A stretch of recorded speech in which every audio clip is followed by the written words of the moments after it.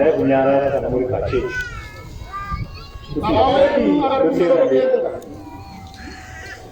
Akaja shale siku maswalo kwa Syria akajifunia manakwenda wake atabere kwa Mungu ishoti Yesu Kristo kuchamina yote ndakaya kufanya asijalewe kwenye usiape sino kwenye usiape ndipo twakuzie Roma rumecheke kwa jaro na Yesu Kristo akatuma amen tunamtenda Yesu wa Afrika nokuna sabati za kuna watu katika kwa Afrika tunataka kuanza hizo sio hana mama kwa sema kwa ali mudre akapata kukuru kakara saru akarina kuzo kwa murana maka kitu kwa Afrika kwa wake ishe kesho chao kwa kukuru na nini amucha na chakula kwa kusema ruo kwa nini kwa wangu sasa saru wasuru wakuru kwa nini sikatishisa kinenge kisachana sana Afrika yetu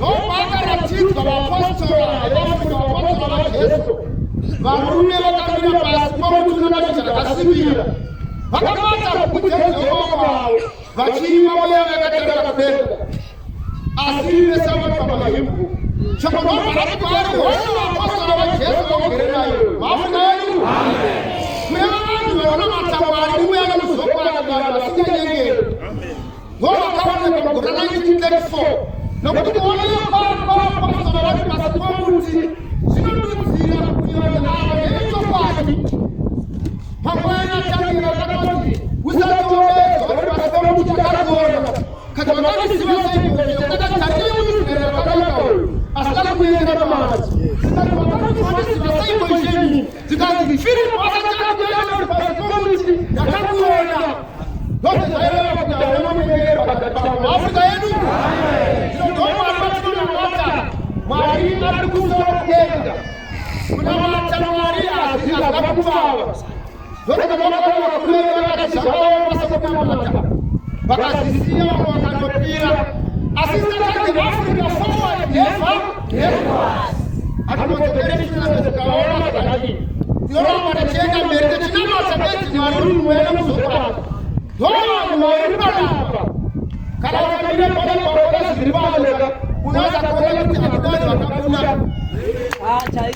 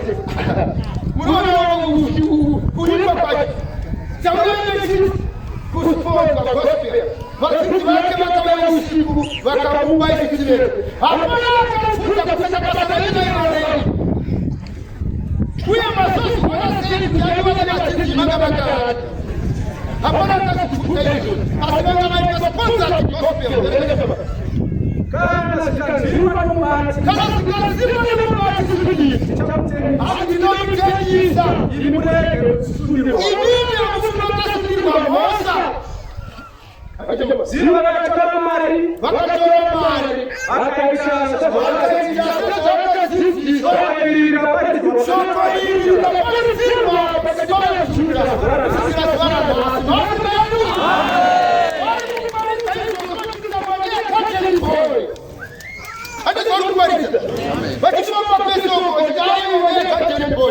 iyo makateni kwenye Yesu zatoka zikashebenga asizikani ne watu nakaziza Mateo Yesu 25 hapana mungu anakola kusiwa zakawa zikashebenga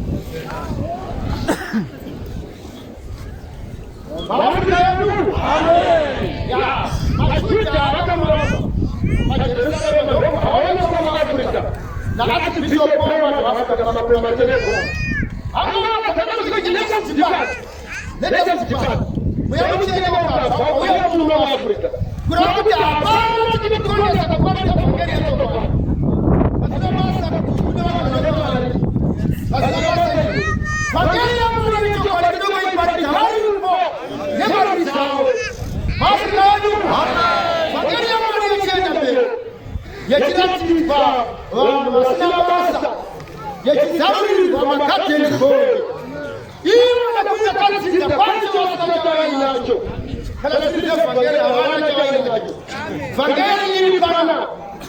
pamoja na wale kipindi cha Paulo wa Afrika. Hizi ndio tunafika kutuwa kwa kama na wakati tunakwenda kwa kutoka na kusuisana na mchezo. Oni nataka wachane kitu ya kufunza. Hizo zote zinakuwa tutakatiwa akania. Hawana kutenda soko. Leo ndio wao ni Paulo wa Afrika. Sasa hizo wakaona wanasoka. Wakaona hapa Yuda. Hajaenda kwa Afrika. Daudi alikuja kwa kutenda mambo. Daudi anakuja Yesu. Daudi anakuja Sikario. Asuka anapotaka mafumu wa Sikario. Tulicheki demani katika farasi yetu. Kumana kuja pete. Sikario ndio pete yake. Mambo yangu. Amen. Sio sababu kama alipata kibao. Kwa kujua wale nyingi kwa maana mtakatifu. Sasa tunataka kufikiria kwa pesa na wale wao ndio pesa. Mathayo 11 tunataka 25 lengo hiyo. Wanataka kuduraka. Tunatenda baba. Hizo kuenda na pasi. Kutumaka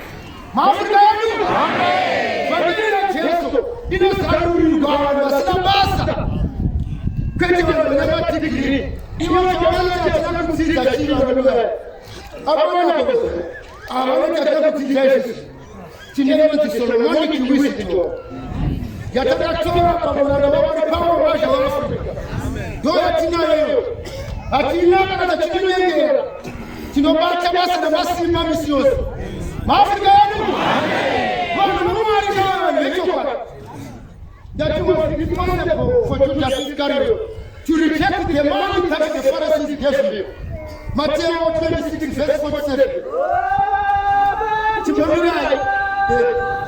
chikoni paikangua Maafrika yenu chiko fura mabuku ake nekuti takasikola kutumaka takadzigerenga mabuku nekuti aitira nguva ine magara chana yakatizana kuti koza vaisiyo tisaraswa naizvo verenga chamba Matthew 26 kusungwa kwa Jesu achataura kudaro Judas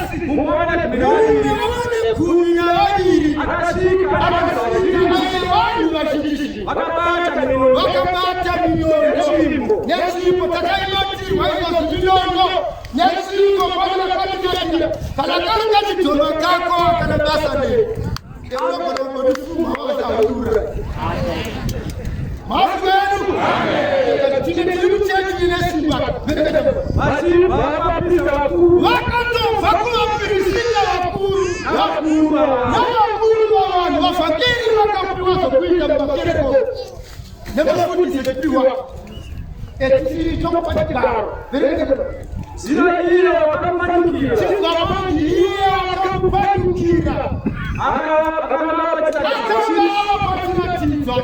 uyo ndichaseta uyo ndiye mubate akasunda kuna Jesu akaseta unaona kuti Judas kishi kasiwaira ukaona akakuti pasai Kristo be very clean hasi kukula arunyeba Judas isikanye mukati make mune uori mukati make mune umoni atokona kufamba chachokuita sei mwamusi wachakana kufayirupe bereka Jesu akatikana samani chibodi zokurepa Jesu akatikana samani wewe tasawani kawafikanu wabili tasawani wewe pani chumate ndono kuti wadoti enyono zakuti bapana zakuti tasawani nga samani tasawani wewe kada wanya kukashoko kile kada wanya kuroya asure kwa kulasa Maafrika yenu amen kutukune wangu wakamwambia kutaka kutiati basi shinja kufikia sakaiba ndoza imeka wa Yesu na wajuja waita kama mabudu bado ni kijana yangu anaomba msikape amatiri shokorazo kinoti ejamu wa fakiri sasa Moti waita ibadiza Tino kutuwati Shamari kaza waliga Shamari kaza waliga Kalawa ya kuimba Kalawa ya kubariza Kalawa ya kubarofika Kasa iwe Inino ya kufara Newashoko Emutima Kawa masha Newashofrika Mwakuja ya tunayo Unoswe Katika mwenyewe Katani mashoko Kule problem Tikashaya kujifunga na kujifunga hapa. Tikashaya kujifunga na kujifunga Kama kujifunga kwa harasiki. Tikashaya kujifunga na kujifunga. Tikashaya mwoko, hila lima maya. Asiriti? Hili manga. Wana wafanya mwenga ya kaya waporofita na mkusalenga.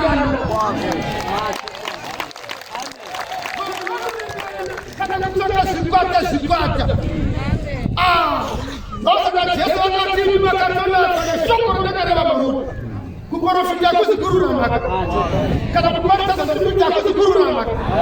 Kurura maka kuchenge chamura. Kuja soniwa na mwana. Kutena na shoko. Nokurichenge cha Afrika yenu. Kumecha chamura. Kwete kusema wewe na kutukana na kusema.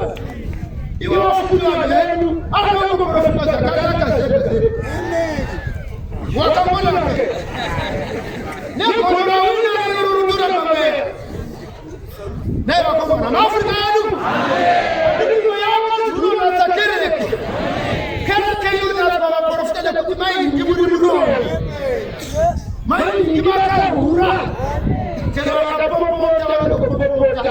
yokazi kuna wiki musulomera bari morosinja anabakuru mai mafugani atisoke kazi mbelezira yaso pakere ndekuti birosino nokana mabugona zoti jeremeya kuya musasi kasoni futi ashokora Jesu soka kasari bisisa kunogora kurasika bavivi enokini awanga fukwata katiketa hajana jeremeya ayo kasika zokorosha mafugani imabanga kasamoko kuna Jesu wakamubata tarira mume wawe Jesu akatamani za roho wake akafomora munono wake akatema munono wa Kristo akakuranze tunabona kuchufomora munono baba picha ile kurasoro kazopoza kuranze kuti vanhu vavati kumutuma murwere kuti mutuma anachaimeia vanhu vakatevera vanhu vakadaro mwari anatsitsi nevanhu vanotsigira vanhu vanokupandukira mwari anatsitsi nevanhu vakadaro akavaparadza achaaaakura vapanduka avanakuparadza ivo vega vamwe vacho vakavatevera vakaparadza kuti kutumwa vanhu vavo asi tinovatsigira vachiko vakaita zvakavaparadza maafrikanu Jesu akati kwaari dzosera munono wako mumhara wavo nokuti vose vanobata munono vachafa nomunondo unofunga here kuti handigoni kuda kutaurwa naJesu unofunga here iwewe kuti handigoni kuda vakandima iko zvavatumwa vanokura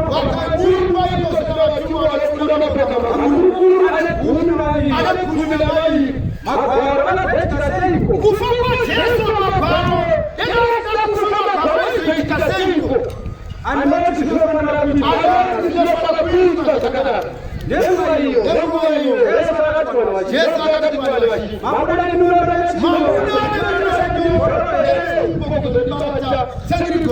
ndaigara mutembere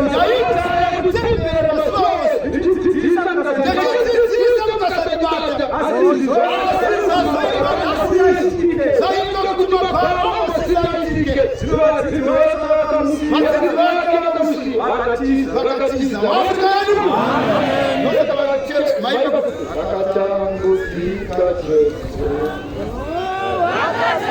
Wakatambuzika